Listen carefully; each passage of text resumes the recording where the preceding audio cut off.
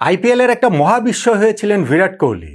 সিজনের পর সিজন তিনি পারফর্ম করেছেন, দুর্দান্ত পারফর্ম করেছেন, অতি মানবীয় পারফর্ম করেছেন, মৌসুমে প্রায় 1000 রান করে ফেলেছেন, 3টা সেঞ্চুরি করে ফেলেছেন, কিন্তু আইপিএল শিরোপা কখনো জিততে পারছিলেন না। বিরাট কোহলি কেন আইপিএল শিরোপা জিততে পারছেন না? রয়্যাল চ্যালেঞ্জার্স বেঙ্গালুরুর অত ভালো দল একের পর এক তারা তৈরি করেছে, তা সত্ত্বেও সেইটা একটা মহাবিস্ময়, বিরাট একটা ধাঁধার নাম ছিল। অবশেষে সেই বিস্ময়ের অবসান ঘটেছে গতবার। আইপিএলের 18 নম্বর মৌসুমে রয়্যাল চ্যালেঞ্জার্স বেঙ্গালুরুর 18 নম্বর জার্সিধারী কিংবদন্তি বিরাট কোহলি অবশেষে শিরোপাটা জিতেছেন। এবার গতবারের জেতা শিরোপাটা কি ধরে রাখতে পারবেন বিরাট কোহলি? পারবে সেটা রয়্যাল চ্যালেঞ্জার্স বেঙ্গালুরু?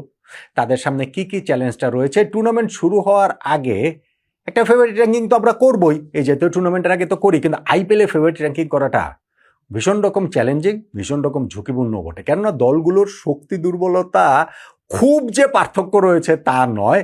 এই কারণে ওই 19-20 পার্থক্যের মধ্য থেকে র্যাঙ্কিং 1 থেকে 10 নম্বরে রাখাটা রিস্কি হয়ে যায়, কিন্তু তারপরও মজাও তো রয়েছে। সেইটার জন্যই আপনাদের সঙ্গে শেয়ার করার জন্য একটা ফেভারিট র্যাঙ্কিং করছে। আইপিএল এর 19 নম্বর সিজন শুরু হওয়ার আগে নট আউট মানে ফেভারিট র্যাঙ্কিংয়ে 1 থেকে 10 নম্বরে কোন দল কোথায় রাখছে আমার সঙ্গে আপনি মিলিয়ে নিতে পারেন, এবং অতি অবশ্যই অনেক কিছুই মিলবে না। যেমন 10 নম্বরে দিল্লি ক্যাপিটালস, এইটাই অনেকের সঙ্গে মিলবে না। গতবার যেই দলটি 5 নম্বরে থেকে শেষ করেছে, প্লে অফ তারা খেলতেই পারতো, তাদেরকে 10 নম্বরে রাখছে কেন? আমার কাছে দিল্লি ক্যাপিটালসের দলটাকে খুব ব্যালেন্স মনে হয় না। গতবার তারা 5 নম্বরে থেকে ছিল, সেইটাকে আমার কাছে একটু ওভার অ্যাচিভমেন্ট বলেই মনে হয়। এই দলটাতে KL Rahul, David Miller, Tristan Stubbs তারা রয়েছেন বটে, তবে ব্যাটিংটা খুব ডেপথ আছে সেটা বলা যাবে না। বোলিংটা তুলনামূলক ভালো, এখানে মিচেল স্টার্ক, কুলদীপ যাদব, অক্ষর প্যাটেল, লুঙ্গি এনগিডিরা আছেন, কিন্তু স্টিল আমার কাছে মনে হয় না যে এই দলটার পক্ষে প্লে অফ খেলাটা সম্ভব। খেললে আসলে খুবই অবাক হবো। 10 নম্বরে রেখেছি, তারা যদি প্লে অফে খেলে ফেলে তাহলে তো অবাক নিশ্চিতভাবেই হব। নট আউট মানে ফেভারিট র্যাঙ্কিং এর 10 দলের মধ্যে 10 নম্বরে তাই দিল্লি ক্যাপিটালস।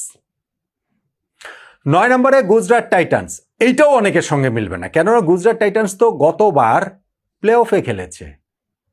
সেই দলটাকে এইবার একেবারে 9 নম্বরে কেন নামিয়ে দিলাম? দেন এগেন এই দলটাকেও আমার কাছে মনে হয় যে স্পেশালি তাদের ওই শুরুতে শুভমান গিল এবং সাই সুদর্শন এই ওপেনিং পেয়ারের উপরে তারা অনেক বেশি নির্ভরশীল। এই দুইজনের একজন যদি ফ্লপ করেন তাহলে কিন্তু তাদের ব্যাটিংটা ভীষণ রকমেরই নড়বড়ে হয়ে উঠবে। তাদের বোলিং শক্তিটা আসলে ভালোই রয়েছে। এখানে স্পিনে ধরেন সাই কিশোর রয়েছে, কিংবা পেস বোলিংয়ে কাগিসর আবাদা, প্রসিদ্ধ কৃষ্ণা, মোহাম্মদ সিরাজরা রয়েছেন, কিন্তু আমার কাছে আসলে তাদের ব্যাটিংটার শুরুর ওই ওপেনিং পেয়ারের বাইরে খুব বেশি ডেপথ আছে আমি দেখতে পাচ্ছি না। সেই কারণেই তাদেরকে আমি আসলে 9 নম্বরে রাখছি, গুজরাট টাইটান্সকে। 8 নম্বরে লখনৌ সুপার জায়ান্টস, এই দলটা কিন্তু ভালো, এই দলটা কিন্তু দুর্দান্ত, স্পেশালি তাদের ব্যাটিং ফ্যান্টাস্টিক। আপনি এইখানটাতে দেখেন Aiden Markram, Mitchell Marsh, Nicholas Pooran, Rishabh punt, এইরকম ব্যাটসম্যানরা তাদের এই দলটাতে রয়েছে। ফলে আমার কাছে মনে হয় যে তারা ব্যাটিং দিয়ে যে কোনো কিছুই করতে পারে, সেই সামর্থ্যের জায়গাটা তাদের রয়েছে। বোলিংয়ে তারা এইবার কতটা ভালো করে, মোহাম্মদ শামিকে তারা নিয়ে এসেছে, এই শামি কতটা ভালো করে তার উপরে নির্ভর করছে তারা এই কত দূর যাবে। স্পিনে এখানে ওয়ানিন্দু হাসারাঙ্গা রয়েছেন। আমার কাছে এই দলটার ব্যাটিং শক্তির কারণটা মনে হয় যে তারা আরও ভালো করতে পারে যদি তাদের বোলাররা তাদের সেই এবল সাপোর্টটা দেয়, কিন্তু তারপরেও টুর্নামেন্টের শুরুতে আমি লখনৌ সুপার জায়ান্টসকে 8 নম্বরেই রাখছি। 7 নম্বরে চেন্নাই সুপার কিংস, আইপিএল এর সফলতম 2টা দলের একটা। মুম্বাই ইন্ডিয়ান্সের মতো তারাও 5 বার শিরোপা জিতেছে। চেন্নাই সুপার কিংসের এই সিজনটাও শুরু হচ্ছে ওই প্রশ্নটা সামনে রেখে, মহেন্দ্র সিং ধোনির কি এটা লাস্ট সিজন নাকি? গত কয়েকটা আইপিএল ধরে এই প্রশ্ন সামনে রেখেই চেন্নাইয়ের সিজন শুরু হয়। গতবারের সিজনটা তাদের আসলে যাচ্ছে দায়ী কেটেছে, তারা 10 দলের মধ্যে 10 নম্বরে থেকে শেষ করেছে পয়েন্ট টেবিলের একদম লাস্ট স্থানটাতে।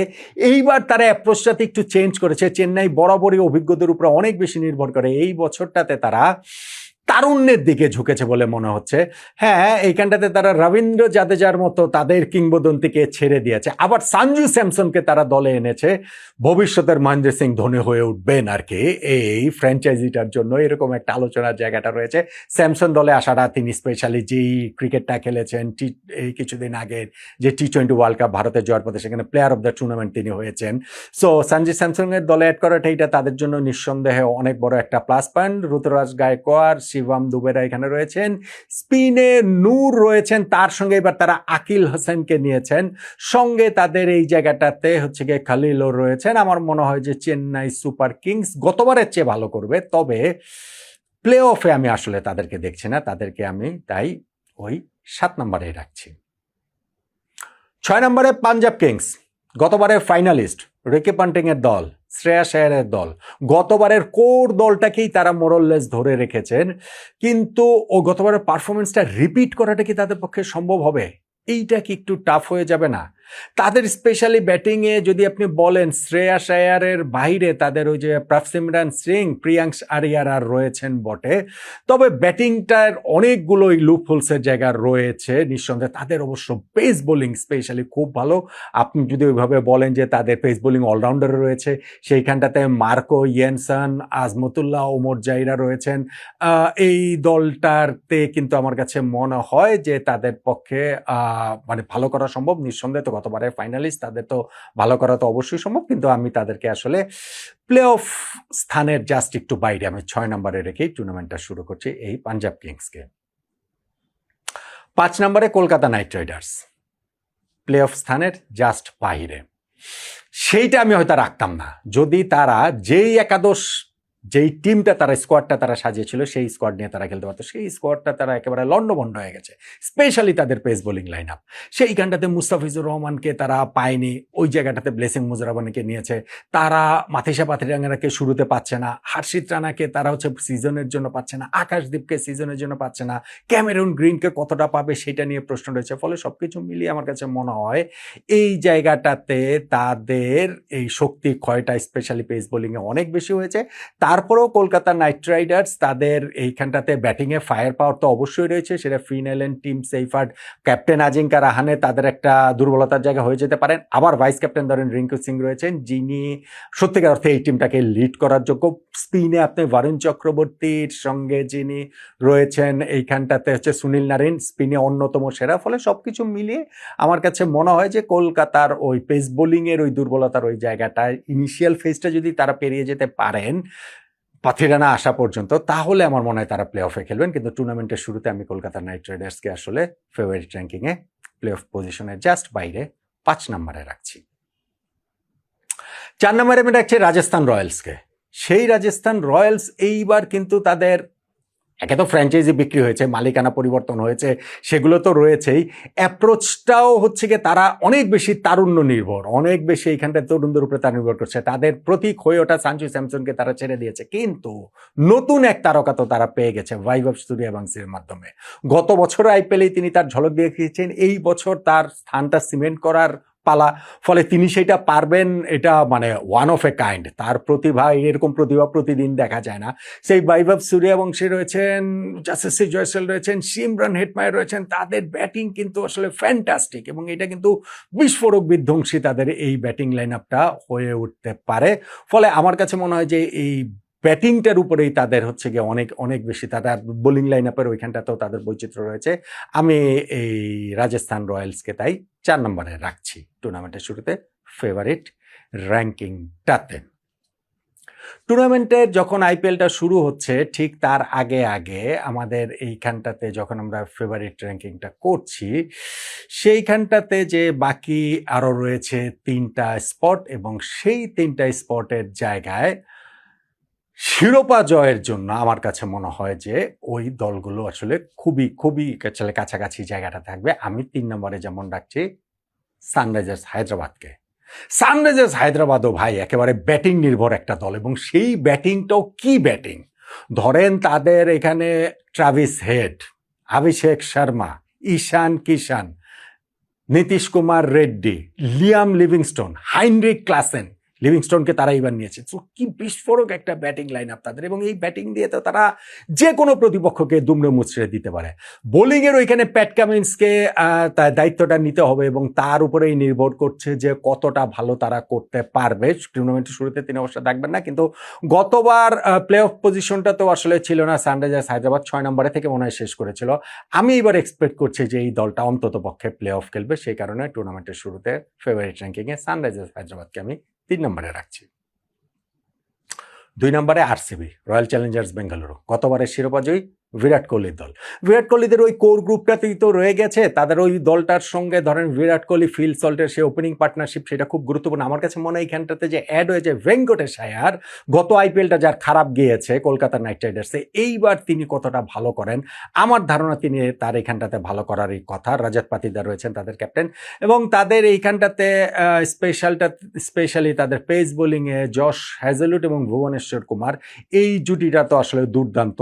তারা যদি ডেলিভার করতে পারেন, আমার মনে হয় যে এই রয়্যাল চ্যালেঞ্জার্স বেঙ্গালুরুর এইবারও শিরোপা ধরে রাখার এভরি পসিবিলিটিস রয়েছে, যদিও টুর্নামেন্টের শুরুতে আমি তাদের জাস্ট একটু পিছিয়ে 2 নম্বরে রাখছি ফেভারিট র্যাঙ্কিংয়ে। এবং 1 নম্বরে মুম্বাই ইন্ডিয়ান্স। মুম্বাই এইবার 6 নম্বর শিরোপা জিতবে বলে টুর্নামেন্টের শুরুতে আমার কাছে মনে হচ্ছে, আমার তাদেরকে সবচেয়ে ফেভারিট মনে হচ্ছে। মুম্বাই ইন্ডিয়ান্স দল তো ভালো, গতবারও তারা প্লে অফ খেলেছে, 5টা শিরোপা তারা জিতেছে, এবং এই প্লে অফ খেলাটা তো তাদের একটা মিনিমাম, এটা তো মিনিমাম টার্গেট।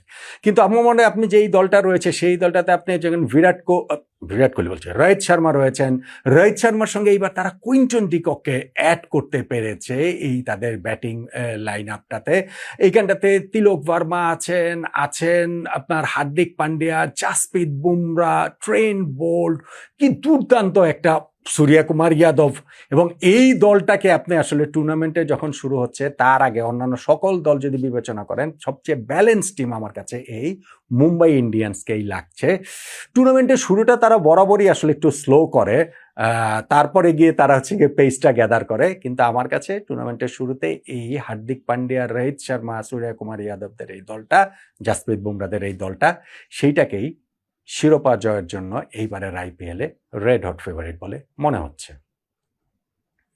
তাহলে আইপিএল শুরু হওয়ার আগে নট আউট নোমানের ফেভারিট র্যাঙ্কিংয়ে দলগুলো এরকম: 1 নম্বরে মুম্বাই ইন্ডিয়ান্স, 2 নম্বরে রয়্যাল চ্যালেঞ্জার্স বেঙ্গালুরু, 3 নম্বরে সানরাইজার্স হায়দ্রাবাদ, 4 নম্বরে রাজস্থান রয়্যালস, 5 নম্বরে কলকাতা নাইট রাইডার্স, 6 নম্বরে পাঞ্জাব কিংস, 7 নম্বরে চেন্নাই সুপার কিংস, 8 নম্বরে লখনৌ সুপার জায়ান্টস, 9 নম্বরটাতে গুজরাট টাইটান্স, এবং 10 নম্বরে দিল্লি ক্যাপিটালস। আমার এই ফেভারিট র্যাঙ্কিংয়ের সঙ্গে আপনার একমত হওয়ার কোনো কারণ নাই, অন্তত পুরোটার সঙ্গে। আপনার র্যাঙ্কিংটা কি সেটা জানিয়ে দিতে পারেন। স্পেশালি আপনার টপ 4-এ কোন 4টা দল থাকছে, 1 নম্বর ফেভারিট আপনার কোন দল, জানাতে পারেন।